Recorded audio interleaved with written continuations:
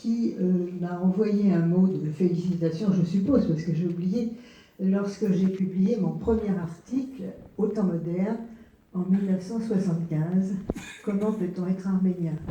Les deux autres personnes étaient Maître Barsamian et Rouben Melik.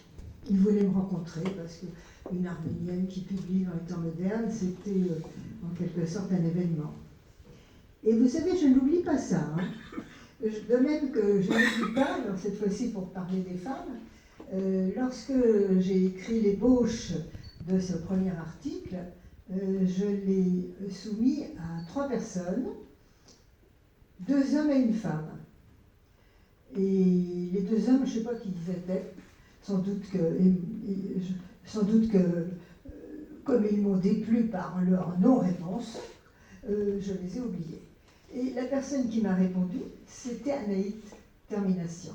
Et je n'oublie jamais de la mentionner. C'est elle qui m'a dit, mais ce que vous avez écrit est intéressant, envoyez-le au Temps moderne. Alors, je reviens sur quelque chose que vous avez dit, que vous avez, perçu dans mon livre. C'est-à-dire que moi, je n'étais pas universitaire, j'ai été prof d'allemand dans un lycée, mais je crois que c'est de mes parents que je tiens une curiosité vis-à-vis des autres. Après tout, nous sommes dans un endroit, en gros, ce que j'ai perçu du message inconscient. Ici, on ne va pas nous tuer. Ici, on va gagner notre vie. C'est ici qu'il faut faire notre route. Et c'est ce qui explique que dans mon parcours, j'ai toujours, c'est pas que j'ai pas évidemment j'ai souffert aussi, j'ai perçu les injustices, les rapports de pouvoir, etc. Je ne suis pas naïve. Mais en fait, ce que j'ai compris, et ça je crois que ça vient de mes parents, c'est qu'il faut prendre chez les autres ce qui vous intéresse. C'est-à-dire dialoguer avec ce qui vous intéresse. Et donc faire quelque chose avec eux. C'est-à-dire c'est une leçon, j'allais dire, c'est une leçon assez libidinale, vous savez, pour prendre un concept freudien. C'est-à-dire que le plaisir vient dans l'échange avec l'autrui, dans ce que autrui vous apporte et dans ce que vous lui apportez. Et c'est-à-dire c'est exactement l'inverse des familles paranoïaques.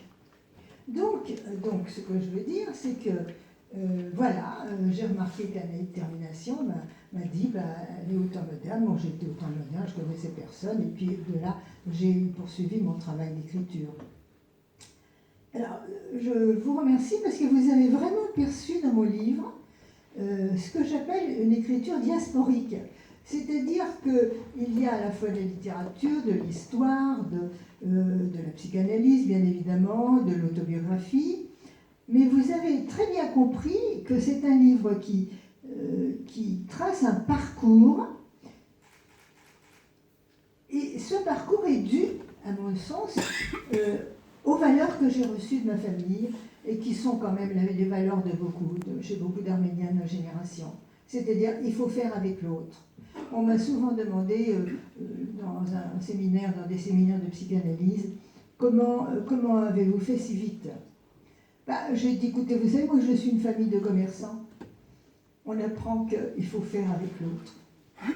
Évidemment, quand je dis ça, je pense à ce qui se passe actuellement. Parce qu'il y avait aussi, évidemment, les capacités qui sont venues, mes capacités sont dues aussi au bien-être dont j'ai pu jouir, parce que mes parents, qui étaient comme tous les Arméniens, la génération de mes parents, ils sont venus sans rien, strictement sans rien. C'est pas la peine que je vous fasse un dessin, vous connaissez ça. Mais il y avait du travail, ils ont travaillé, et il y avait surtout de la laïcité. À l'école, on ne vous demandait pas, vous êtes arménienne, quoi, je ne sais pas quoi, peu importe, il fallait travailler. Et moi, dans tous mes livres, je parle de mon amour de l'école. Donc, je vous remercie d'avoir mis en évidence ce fil qui circule dans tout mon livre. Alors, la dernière chose que je voulais dire aussi, qui est due évidemment à ce parcours des générations, c'est que j'ai suivi, évidemment, je ne suis pas militante, mais j'ai suivi, moi, tout le travail des militants que Aratoranian représente pour moi. Et je vois combien les choses ont changé, hein, combien les choses ont changé par rapport à l'époque où nous nous sommes rencontrés. J'aimerais bien que tu ressuscites un petit peu cette période. C'était un peu... être arménien, c'était un peu bizarre, comment on pouvait parler, comment on pouvait se faire entendre. Alors que maintenant, pas du tout. Je dirais même que on jouit d'un certain prestige, parce que on est un peu exotique. C'est quoi exactement? Pas trop?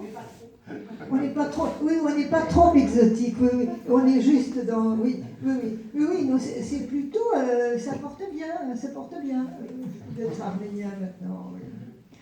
Bon, alors je dois aussi vous dire que mes livres s'adressent en fait à ce que j'appelle ils ne s'adressent pas nécessairement aux Arméniens, c'est pour ça que je suis très surprise que vous m'ayez lu. Mes livres s'adressent à ceux qui ne savent pas ce que c'est qu'un génocide, à ceux qui ne savent pas ce que c'est que d'avoir des parents qui sont venus avec rien. Voilà. Et j'appelle ça, je m'adresse aux non-exterminables du moment.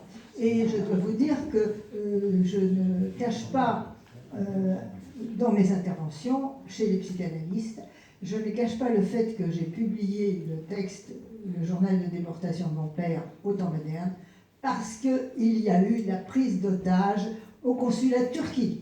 C'est-à-dire que je mets toujours en rapport les liens qui existent entre le politique et la psychanalyse. Parce que, bien évidemment, les psychanalystes reçoivent dans leur cabinet des gens qui viennent de différents traumas qui sont en rapport avec l'histoire, bien évidemment. Alors, donc, je perçois ce changement de temps de l'époque, et ça me réjouit beaucoup. Et ça me réjouit beaucoup de voir que maintenant, j'ai, dans la génération disons, entre mes enfants, mes petits-enfants, de jeunes Arméniens qui sont plutôt des Arméniennes, qui deviennent des psychologues cliniciennes, etc., qui connaissent mon travail. Mais c'est vrai que j'aimerais bien que nous parle un petit peu de comment c'était quand on a fait connaissance. Parce que moi, je connaissais personne, mes parents n'étaient pas des militants, hein, parce que, vous savez, c'était des Arméniens du style « ça suffit les parlottes, hein, il faut bosser, hein, il faut bosser ». Bravo, bravo.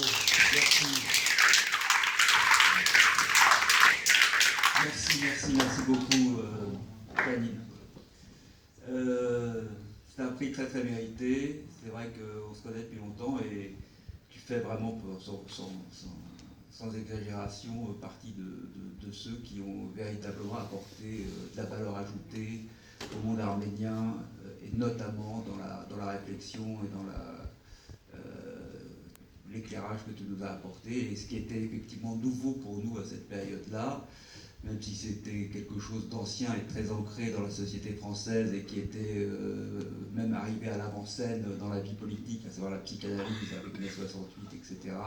Tu as été quand même celle qui a introduit la psychanalyse dans notre champ de réflexion et de pensée. Donc, bravo pour tout, et puis il y a une qualité en plus littéraire exceptionnelle dans tout ce que tu écris depuis le début. Et tu vois, tu as écrit dans les temps modernes, et c'est le concurrent des temps modernes, la revue Esprit, dont Lucille Schmitt est membre, qui t'a rendu hommage. Comme quoi, ça reste très étudié.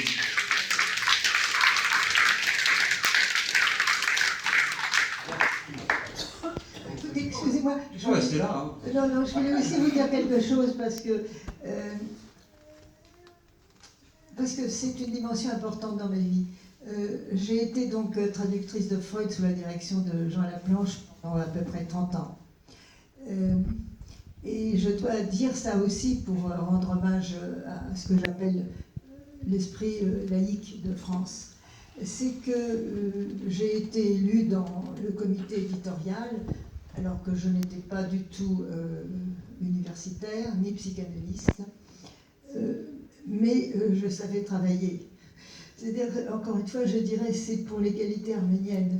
Je savais travailler et j'aimais bien, en quelque sorte, cette figure paternelle, puisque mon père était mort depuis longtemps.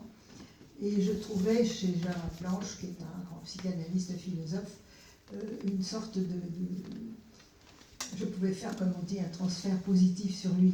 C'est-à-dire que c'est par les transferts positifs que vous pouvez aller dans le monde de l'autre et, je dirais, faire un trajet politique. Parce que pour être politique, il faut savoir aller dans le pays de l'autre.